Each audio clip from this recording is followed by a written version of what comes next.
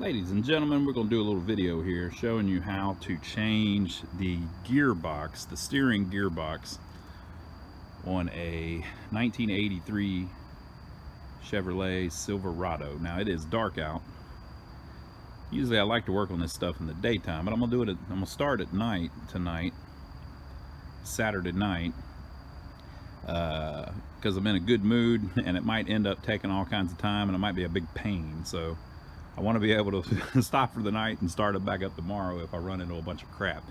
This is kind of a big job, but it's not the end of the world. So this is a Chevy C10 Silverado 1983. This should be about the same for hell, from 1970 up to 1994 or so, something like that. The part numbers are probably different, but it'll be the same basic concept. So why am I changing it? This is my gearbox. It's because the thing leaks like a sieve, and because it's got a lot of play in it. I did a video before where I showed the play in it, but if you move the steering wheel's locked right now, but I've got about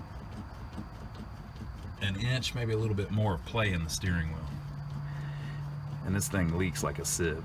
So I've ordered a rebuilt gearbox. Now you can turn, there is a screw over here that you can turn to tighten it up, but I've gotten as tight as I can get it without causing more problems. If you get that screw too tight, you run into problems where the wheels don't, the rubber on the road doesn't correct itself after you make a turn, which can kill you. So before you do this, make sure you have the ability to test drive the thing, and if anybody ends up hurting themselves because of something they see on this video, don't pay attention to me. I'm an idiot, okay? So I am not telling anybody to do this. I'm just filming it when I do it, okay? So if there is a screw over here you can tighten up to get rid of the, I think they call it the lash adjustment. But again, if you get that too tight, you can only go so far, and it doesn't seem to correct the problem I'm having, right? And so we're to the point where I need to put a rebuilt gearbox in it. So I've ordered one. They're not cheap. I ordered a rebuilt one on eBay a while back. I just haven't taken the time to put it in. That's another thing. If you end up ordering one of these because you need to replace yours, make sure you do it pretty quick. You do the swap pretty quick after you order it, because the core charge on mine's 75 bucks, and I screwed around and waited too long to where they won't accept the core back. Now you'd think that they, since they're in the business, that they'd always accept the core back, but they do not. So you got to be quick with it. I guess they're happy to make $75 off of it, but no big deal. I got $75. It ain't that big of a deal, but it's just a little bit of a pain. Now I've got a core that's supposed to be worth $75 that I don't want to throw in the trash. You know, so there are only about 8 things you have to take loose to swap this thing. Okay, you got these 2 hoses on the top. You've got this one bolt here that holds your rag joint onto the shaft of the gearbox. So that's 3. You've got the pitman arm down beneath, which is the big one. That's the hard part. That's 4. And then I think there's 4 bolts that hold the gearbox to the frame. So you've got 8 things that you have to take loose, and 4 of them are bolts holding it to the frame. So we're going to see if we can do it here. These things are pretty heavy, maybe 25, 30 pounds, something like that. And I've got the replacement in. The first thing I'm going to do is look at the replacement to make sure I've got the right one. There's 2 different types. The main difference is the shaft size coming out here into your rag joint. The reason I know that is because I tried to swap the rag joint, but I ordered the wrong part. So I've got the wrong rag joint. The main difference between them is, I don't want to tell you the measurements because I'll get it screwed up, but the smaller shaft is for the Silverados, the C10s, all that stuff. And then the vans and the more heavy duty stuff has a slightly bigger shaft. It's like a 1/16 of an inch bigger. And so because of that, this rag joint will not fit either way. You know, you have to have the right one. I'll show you that here in a minute. So I've got the wrong rag joint, so I'm gonna have to reuse my old one. After I took it off before, though, I noticed there wasn't as much play in the rag joint as I thought. It's mainly all in the gearbox. So we're gonna swap the whole gearbox. We're gonna use my old rag joint. In the future, I can swap the rag joint if I decide that's the problem. Now, a lot of people also do like a they replace the entire shaft. You can do that too if you want. I'm not saying it's the right way to do it or the wrong way to do it. I'm just showing you what I'm doing because people find stuff like this interesting. Okay, so the first thing I'm gonna do is I'm gonna pull out the new gearbox and see if it looks right, and see if it has that same play in it that this one has in it. Because if it does, then there's no need swapping it, right? All right, here's the replacement one. This is the wrong rag joint, and it doesn't fit on the replacement one either, which means I've got the right replacement one. The hoses look to hook up in the same exact spot. Everything looks the same. Now, whenever I wiggle the shaft and I hold that in, I can feel it moving slightly, which might be what mine's doing, I don't know. But mine's leaking like a sieve, and this one isn't, so I think I'm gonna go ahead and do the swap. But the very first thing we're gonna do is try to take the pitman arm off, which is fun. Boy, can't wait to do that.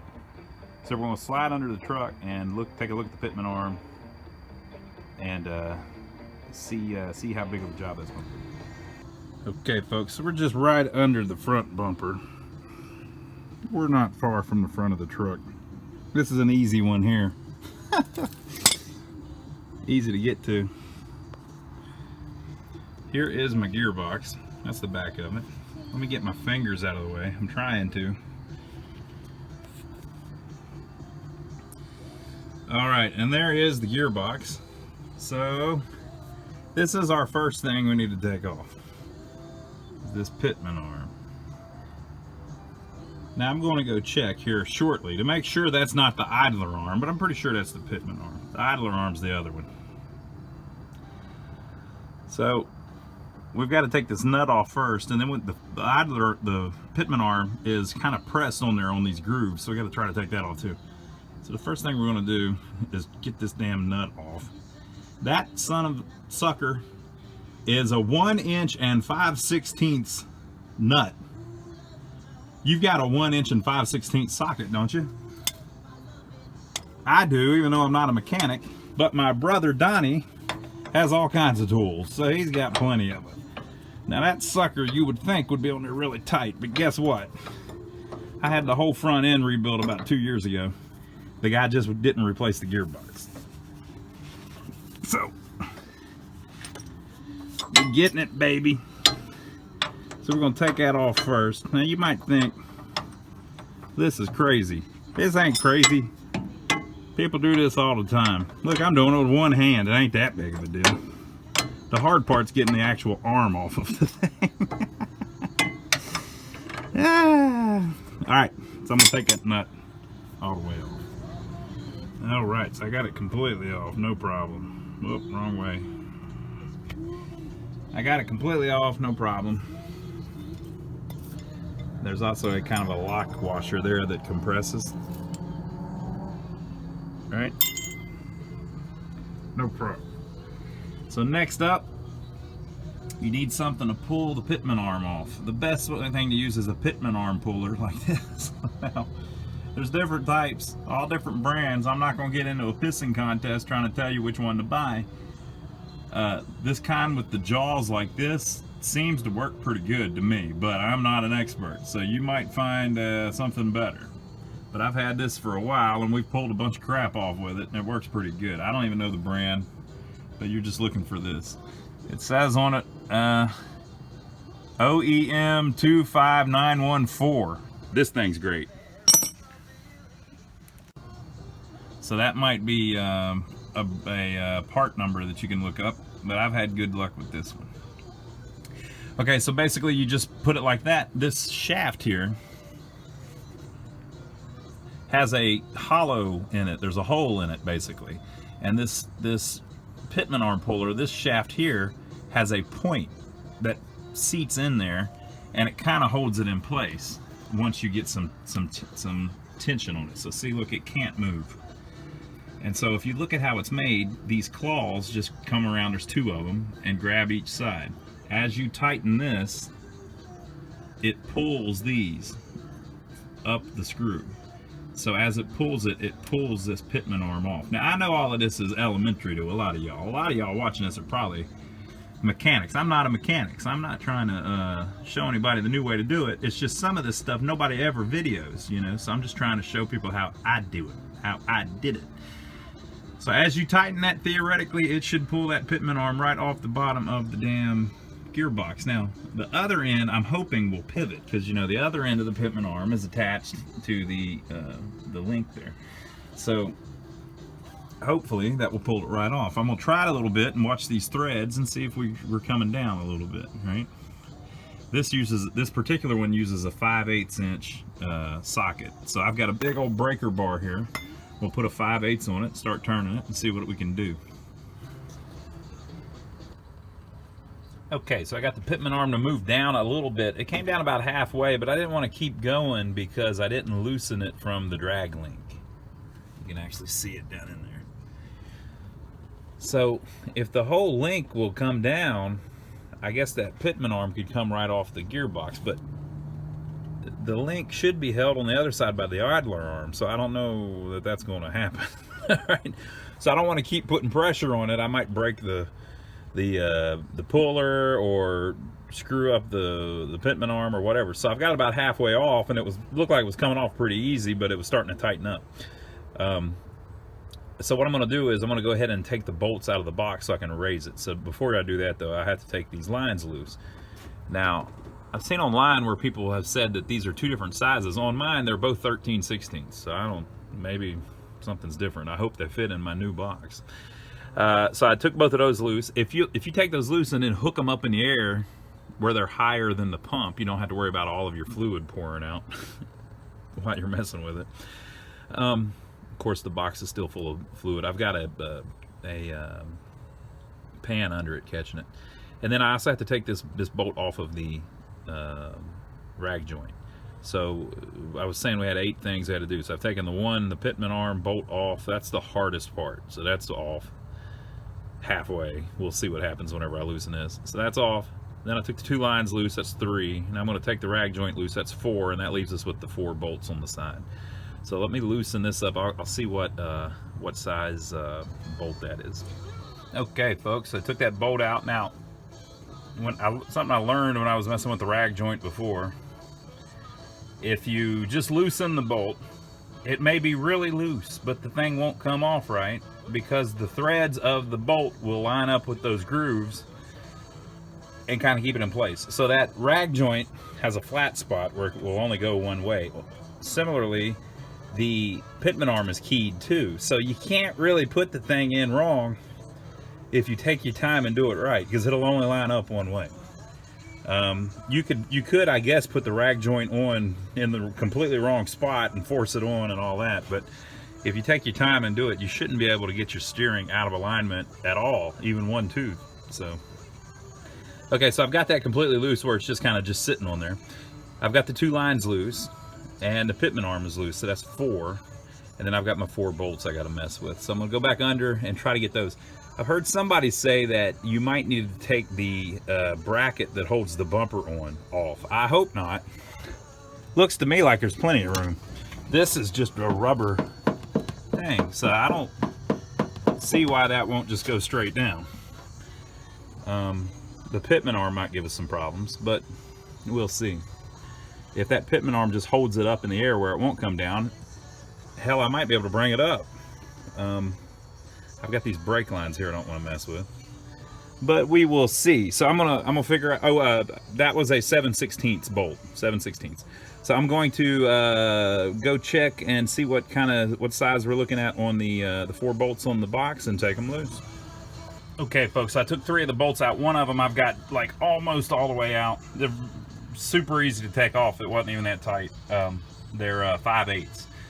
So I've got, as you saw, I've still got the pitman arm partially hooked up, and I've got 1 bolt just barely hanging on, and then the rag joint is still kind of just stuck in it's just inserted, it's not attached.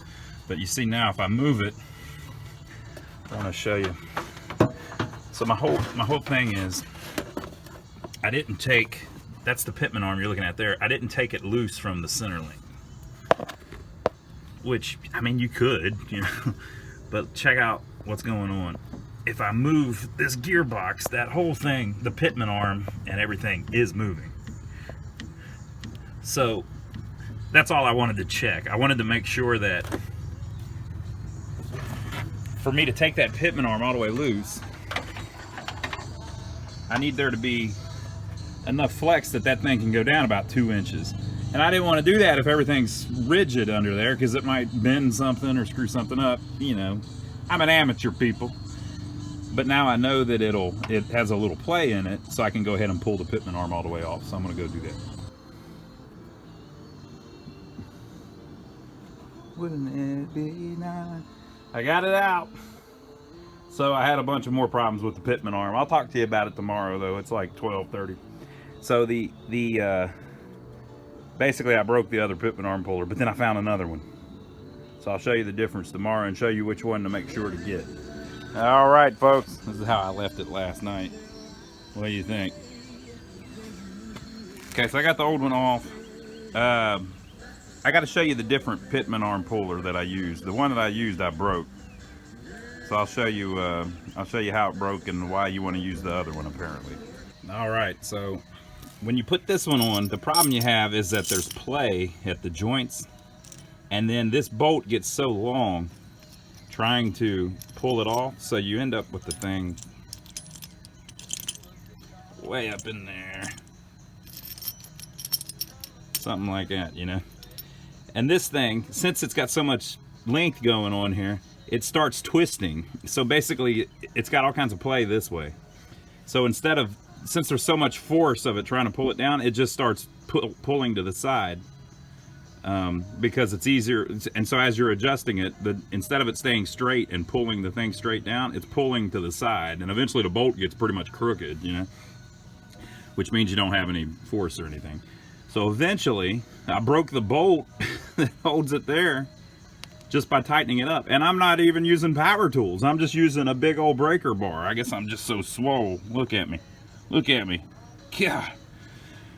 I guess I'm so swole I broke the bolt. But it's probably good for certain things, but for this, I don't think it's really that great. And you know, I was just bragging on it, how we used it to take 2 or 3 other things off, but I never took off a pitman arm with it. So, I don't know, maybe good for ball joints or something. But look at this baby. Look how beefy. Look how beefy it is. Big old freaking thick one. And since the blades are bigger, and since the bolt is shorter, you know, like since this bolt has to go up in there pretty far, right? But since this one doesn't have to go as far, it pulls it off better. It's just a little thicker and a little better made. So this one is OEM, it says 25262, I think it says 25262 or 25252, but it says Taiwan, so it's probably nothing special.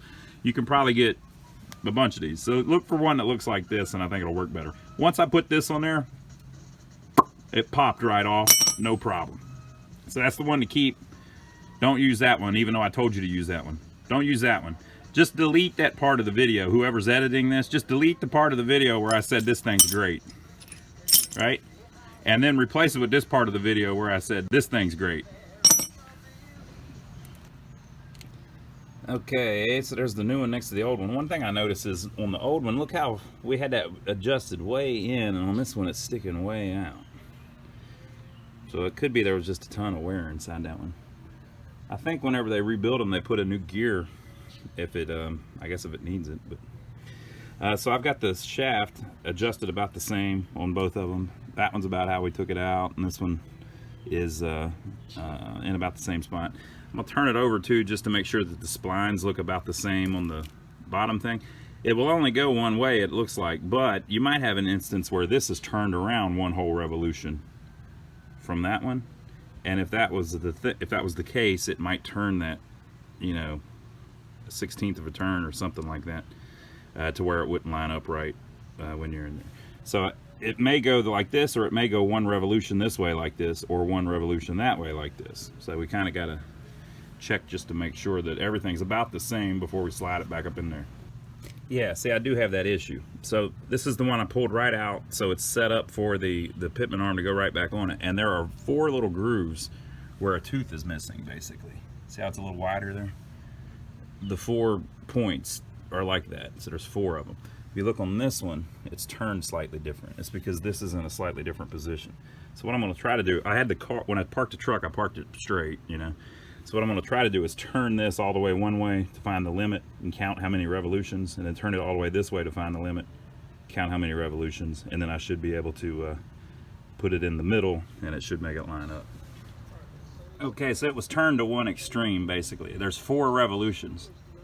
And so since I've got the truck straight, I want it about 2 revolutions, you know, I want it centered. So it can go 2 that way, and it can go 2 that way now, okay?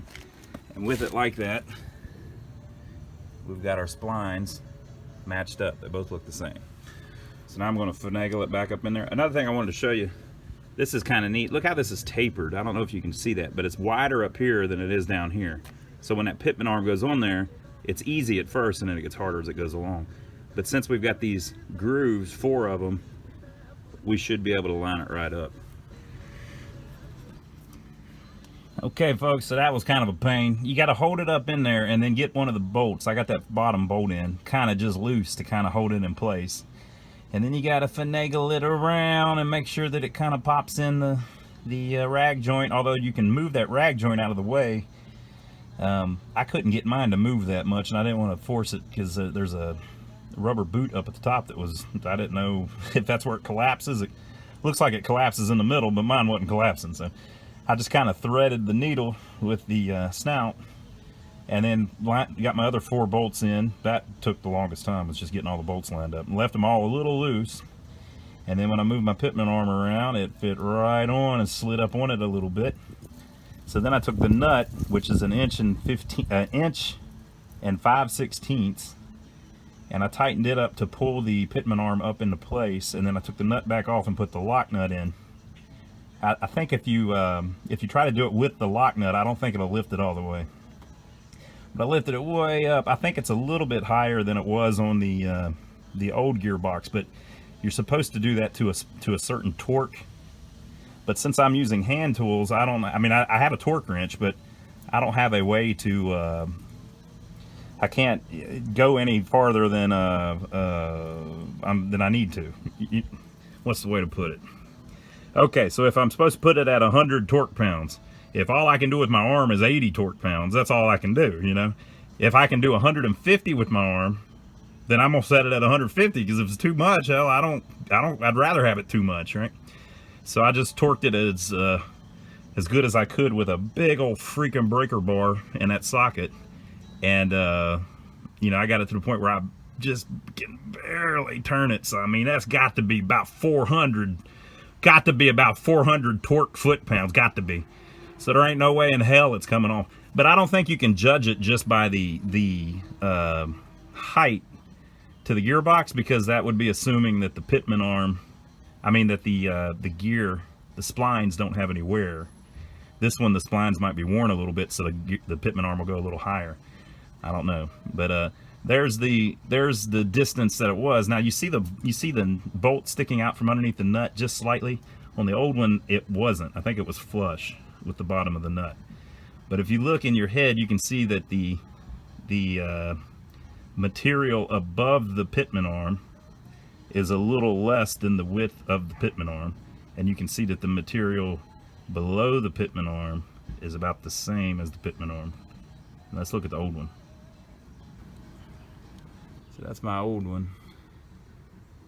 I think I got it about the same, but you know, it's hard to tell. You can tell by the rust marks a little bit. I mean, you can see where the arm was, obviously. But I think I got it on there good, and like I said, that's about as hard as I can get it with my hand anyway, so it don't matter. Can't get it any better. So now we got to do the top. So I went ahead and tightened up the 4 bolts to the frame. Boy, we're in the home stretch now, people. I slid the rag joint back down on there. Now you got to line that up because there's a flat spot. Let me show you in this other rag joint what I'm talking about. You saw on the spline there was that flat spot we were looking at. If you look, see the flat spot? So on this particular one, it's at the top of the bolt, so it's kind of level with the bolt, right? So there's the flat spot. So that's where it should sure slide on. So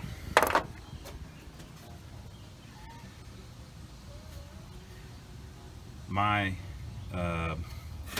rag joint was turned slightly, just slightly off center, slightly that way, right? So I turned the spline just slightly that way, slid it right on. So I believe we're good. It slid on, it tightened up. Whenever I move this sucker now, I still get a little bit of play, but we could be rocking the truck a little bit too. But it's definitely less than it was. Okay, and I can see the spline moving as the steering shaft is moving, so everything is keyed in there. I've got the bolt tight. So all that's left now is we've got to put the two lines back on, and then we're going to put some fluid in it and let it sit here and run for a little bit and see if it'll run the fluid through the gearbox.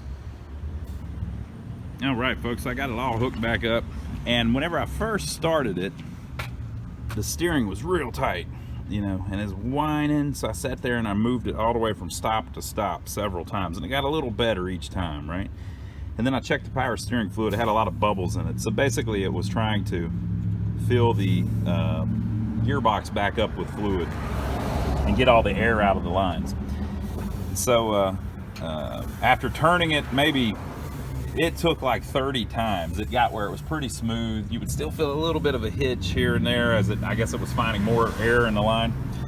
And so I've been driving it for about 2 days now, and everything's cool. So everything seems fine, and don't have any issues. I've been checking the pitman arm nut just to make sure it's not loosening or anything. I think I've got everything back how it goes, and everything seems fine. So I think we're good. So leave your comments below. Let us know what you think. Make sure to give us a thumbs up for taking the trouble to film it for you. Hope you enjoyed it. Now, if you enjoyed the video, let me tell you what you can do to help us. Okay, we don't want any money from you or anything. This was all free, right? If you got any value out of the video, there's a link down below to Amazon. If you're going to buy something on Amazon, click our link before you do it, and it gives us a tip. We get like, I think it's 3% of whatever you buy on Amazon. Now, don't go buy nothing you weren't going to buy anyway. But if you're going to buy something on Amazon, click our link first, and it gives me a tip for making this video for you. So I appreciate that. Hope you enjoyed it. Leave your comments below. Let me know what I did wrong. And I'll see you on the next video.